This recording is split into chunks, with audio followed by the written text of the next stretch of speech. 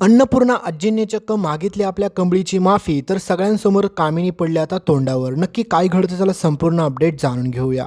तर मित्रांनो, आपल्या कंबळीला ज्या प्रकारे मात्र ह्या कामिनीने खोटा कट रचून कॉलेजच्या बाहेर काढलेलं असतं, त्यामुळे आता आपली कंबळी खूपच चिडलेली असते आणि कंबळीने जे काही आंदोलन चालू केलेलं असतं त्यामध्ये ऋषी सगळेजण कंबळीच्या मदतीला आलेले असतात आणि खूप सारे कंबळीचे मित्रमैत्रिणी देखील आलेले असतात. आणि हे सगळं पाहून मात्र कामिनीला आता समजत नसतं नेमकं काय करावं आणि कशाप्रकारे हे सगळं प्रकरण हँडल करावं. पण कामिनी आता खूप बेकार फसलेली असते, त्याच्यामुळे कामिनीकडे दुसरा ऑप्शनच उरलेला नसतो की आता नेमकं ती काय करू शकते. त्याच्यामुळे कामिनीला आता दुसरा पर्याय उरलेला नसतो कंबळीला त्या कॉलेजमध्ये घेण्याशिवाय. पण हे सगळं चालू असताना मात्र कामिनीने मात्र नयनताराला धमकी दिलेली असते आणि सांगितलेलं असतं की तुझ्या ऋषीला म्हणजेच तुझ्या मुलाला वेळेत सावर घाल, नाहीतर मी त्याच्यासोबत असं काय करेल ना, परत बोलायचं नाही की कामिनी तू असं का केलं म्हणून. त्याच्यामुळे आता नयनतारा घाबरलेली असते आणि नयनताराला फायनली आता ऋषीला ह्या सगळ्या प्रकरणातून पाठीमागे घ्यायला लागणार असतं. पण ऋषीने आधीच सांगितलेलं असतं की तो कोणत्याही देखील काही जरी झालं तरी कंबळीची साथ सोडून तो माघार घेणार नाहीये, हे ऋषीने कन्फर्मच केलेलं असतं. पण ऋषीच्या ह्या बोलण्यामुळे नयनतारा आणि ऋषीमध्ये परत वाद होतो आणि हे सगळं चालू असतं. त्यावेळेस मात्र रोहित त्याच ठिकाणी असतो आणि रोहितला समजतं की जर ऋषीने कंबळी जर कॉलेजमध्ये जायला लागली आणि ऋषीने जर ऑफिस जॉईन केलं तर खूप मोठा प्रॉब्लेम होऊ शकतो. कारण की आत्तापर्यंत रोहितने खूप सारे प्रॉब्लेम क्रिएट करून ठेवलेले असतात ऑफिसमध्ये, पण याबाबत मात्र नयनताराला काहीच खबर नसते. आणि ऋषीने जर ऑफिस जॉईन केलं तर आता रोहितवरती खूप प्रेशर येणार असतं, हे फिक्सच असतं. तर दुसरीकडे मात्र आता ज्या प्रकारे अन्नपूर्णा आजी टी व्हीवरती बातम्या पाहत असते, तर बातम्यामध्ये कंबळी दिसते आणि कंबळी ज्या प्रकारे ह्या कामिनीला न्यूज रिपोर्टवाल्यांसमोर तोंडावरती पाडते ना, हे पाहून खरंच खूप भारी वाटलं. कारण की कंबळी चांगल्याच प्रकारे ह्या कामिनीची शाळा घेते आणि कंबळी सगळे काय आरोप कंबळीवरती केलेले असतात ते मान्य देखील करते आणि म्हणते की मला हे सगळे आरोप मान्य देखील आहेत माझ्यावरती केलेले, मी फसवणूक केली हे सगळं मान्य आहे, पण ही एक माझी दुसरी बाजू झाली. पण मी ह्या कॉलेजमध्ये असं काही केलंच नाही, त्याच्यामुळे तुम्ही मला ह्या कॉलेजच्या बाहेर काढू शकता. आणि कंबळीचं हे सगळं काय बोलणं ऐकून आता फायनली सगळे लोक आणि सगळे स्टुडंट जे असतात ते सगळे काही कंबळीच्या सपोर्टमध्ये उभे असतात. त्याच्यामुळे आता कंबळीला त्या कॉलेजमध्ये घेण्यावाचून कोणीच अडवू शकत नसतं. पण हे सगळं प्रकरण चालू असतं त्यावेळेस मात्र कामिनीला आता घाम फुटलेला असतो. कारण की कामिनीला माहीत असतं की मी जे काय मूर्खपणा करून ठेवला आहे ना, हा आता तिच्याच अंगलट आलेला असतो. पण कामिनीने ठरवलेलं असतं की उद्याची सकाळ व्हायच्या अगोदर मी कंबळीला इथून गायब करून टाकते आणि कंबळी एकदा का गायब झाली तर हे प्रकरणच मिटून जाईल. आणि कंबळीसोबत सगळे स्टुडंट पाहून मात्र आता कॉलेजमध्ये एकही स्टुडंट जात नसतो आणि हे सगळं पाहून मात्र कामिनीला अजूनच जास्त टेन्शन आलेलं असतं. तर कामिनीला असं वाटतं की तिने हे सगळं करून तिला खूप मोठा तीर मारला, पण अजिबात देखील नाही. कारण की अनिका, रागिनी आणि कामिनी तिघीजण देखील आता खूप जबरदस्त ट्रॅपमध्ये फसलेल्या असतात. दुसरीकडे राजन बिचारा काही जरी झालं तरी कंबळीच्या सपोर्टला उभा असतो, त्याच्यामुळे मात्र कंबळीला घाबरण्याची कारणच नसते. तर दुसरीकडे मात्र अन्नपूर्णा जे हे सगळं प्रकरण पाहिल्याच्या नंतर तिला जास्तच राग येतो आणि ती कामिनीच्या आता थोबाड फोडणार आहे आणि म्हणणार आहे की तुला कुणी हा मूर्खपणा करायला लावला आणि कुणी तुला जाऊन त्या कॉलेजमधून कंबळीला काढायला सांगितलं होतं. कारण की जे काही झालं होतं ते माझ्या आणि कंबळीमध्ये झालं होतं ना, कंबळीने मला फसवलं होतं. तुझा काय संबंध होता या सगळ्या प्रकरणाशी, तू कंबळीला काच बाहेर काढलं. तर आता कामिनीला काहीच बोलायला शब्द उरलेले नसतात. तर कामिनी म्हणत असते की अगं वहिनी, मी हे सगळं तुझ्यासाठी केलं, कारण की त्या कंबळीने तुला माहिती ना कसं फसवलं सगळ्यांसमोर, त्याच्यामुळे तुला त्रास झाला आणि ह्या सगळ्याचा बदला घेऊनचा म्हणून मी त्या कंबळीला त्या कॉलेजच्या बाहेर काढून टाकलं.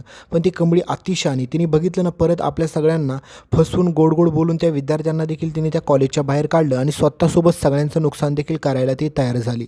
आणि हे सगळं ऐकल्याच्या नंतर अन्नपूर्णा आजींना जास्तच राग येणं हे साहजिकच असतं. तुम्हाला माहीतच आहे की अन्नपूर्णा आजींना हे माहीत झालेलं असतं की मात्र ही कामिनी कोणत्या पण थराला जाऊ शकते. त्याच्यामुळे अन्नपूर्णा आजींना कंबळीचं म्हणणं देखील पटलेलं असतं. कारण की तिने जे काही मीडियामध्ये सांगितलेलं असतं, ज्या प्रकारे म्हणजेच कशा प्रकारे मात्र घरचा विषय आणि कॉलेजचा विषय सोडून ह्यांनी पर्सनल विषयमधून कंबळीला कॉलेजच्या बाहेर काढलं, त्याच्यामुळे हे प्रकरण जास्तच तापलेलं असतं. तर ऋषीला माहीत असतं की कंबळीने जो लढा दिला आहे त्यामध्ये यश तिला 100% भेटणारच आहे. ऋषीच्या सपोर्टमुळेच आता बिचारी कंबळीला देखील न्याय भेटणार असतो. पण आता हे सगळं प्रकरण चालू असतं त्यावेळेस मात्र बिचाऱ्या कंबळीच्या सपोर्टला अगोदर कोणीच नव्हतं, पण आता सगळेजण कंबळीच्या सपोर्टला उभे असलेले पाहून मात्र आता सगळ्यांना कळत नसतं आता नेमकं काय करावं. कारण की अन्नपूर्णा आजींकडे ऑप्शनच उरत नाही कंबळीला त्या कॉलेजमध्ये घेतल्याशिवाय. पण आता दुसरीकडे कंबळीचं हेच म्हणणं असतं की माझ्यामुळे कोणावरचं नुकसान नको व्हायला, त्याच्यामुळे कंबळीने सगळ्या विद्यार्थ्यांना सांगितलेलं असतं की तुम्ही कॉलेजमध्ये जावा, ही लढाई माझ्या एकटीची आहे, त्याच्यामुळे ही लढाई मी एकटी लढते. पण त्यावेळेस मात्र विद्यार्थी म्हणत असतात की कंबळे नाही, ही लढाई फक्त तुझ्या एकटीची नाही, आपल्या सगळ्यांची आहे. कारण की प्रत्येक कॉलेजमध्ये असे कोण ना कोण टीचर्स असतील किंवा त्यांचं मॅनेजमेंट असेल की ते विद्यार्थ्यांना त्रास देत असेल, त्याच्यामुळे सगळ्या विद्यार्थ्यांनी एकत्र येऊन हा लढा दिलाच पाहिजे. आणि फायनली मित्रांनो, पुढे आता अन्नपूर्णा आजी त्या ठिकाणी येऊन कंबळी ज्या ठिकाणी आंदोलन करत असते त्या ठिकाणी येऊन आता कंबळीची माफी मागणार आहे आणि कमळीला परत त्या कॉलेजमध्ये घेण्यासाठी विनंती करणार आहे. पण आता ऋषी सरांना परत नोकरी म्हणून त्या कॉलेजमध्ये परत काम करावं लागणार आहे. पण नयनताराने एक गोष्ट सांगितलेली असते ऋषीला, की ज्यावेळेस मात्र कमळीचा लढा तो जिंकला जाईल आणि कमळी त्या कॉलेजमध्ये परत जाईल त्यावेळेस मात्र तो ऑफिस जॉईन करशील आणि तिथे प्रोफेसरचा जॉब आहे ना तो सोडून टाकशील. पण आता कमळी एक गोष्ट ऋषी सरांना मागते आणि म्हणते की आता मला तर कॉलेजमध्ये परत एंट्री भेटली, पण आता तुम्हीच जर इथे शिकवायला नसाल तर आमच्या सगळ्यांना आनंद होणार नाही. त्याच्यामुळे प्लीज तुम्ही पण परत नोकरी तुमची जॉईन करा. आणि कमळीला त्या कॉलेजमध्ये आलेलं पाहून हे सगळं आनंद पाहून सगळे विद्यार्थी खुश झालेले असतात आणि अनिका आता सगळ्यांसमोर परत एकदा तोंडावरती पडलेली असते. आणि घरामध्ये तर आता बोलायलाच नको, कारण की महाजनांच्या कुटुंबामध्ये सगळ्यात मोठा राडा झालेला असतो. कारण आता कामिनीचं सगळ्यांसमोर आता अन्नपूर्णाची थवाड फोडणार आहे आणि तिला सांगणार आहे की तुझा आणि त्या कॉलेजचा आत्तापासून काहीच संबंध नाही, कारण की सगळे काय अधिकार, सगळे काय कायदे सगळे माझ्या हातात राहतील आणि तू आता त्या कॉलेजमध्ये परत पाऊल देखील ठेवायचं नाही.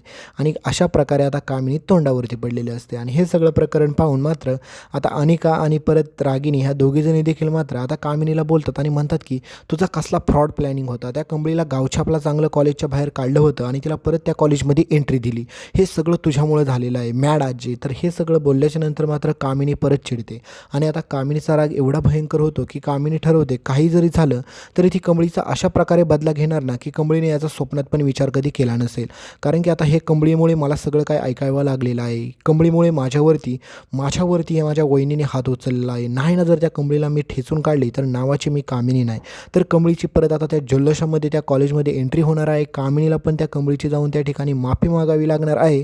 आणि कमळीची एंट्री झालेली पाहून मात्र सगळे विद्यार्थी, सगळे कॉलेज, सगळा कॉलेज स्टाफ खूप खुश झालेला असतो. आणि राजन मात्र आता अन्नपूर्णा आजींची परत माफी मागत असतो आणि म्हणत असतो की आई जे झालं ते विसरून जा, कारण की तुला आमचा फसवण्याचा हेतू नव्हता, पण आता तू जे काही घेतलेलं आहे ना आम्ही चुकीच्या वेमध्ये, प्लीज आम्हाला माफ कर आणि एक संधी दे.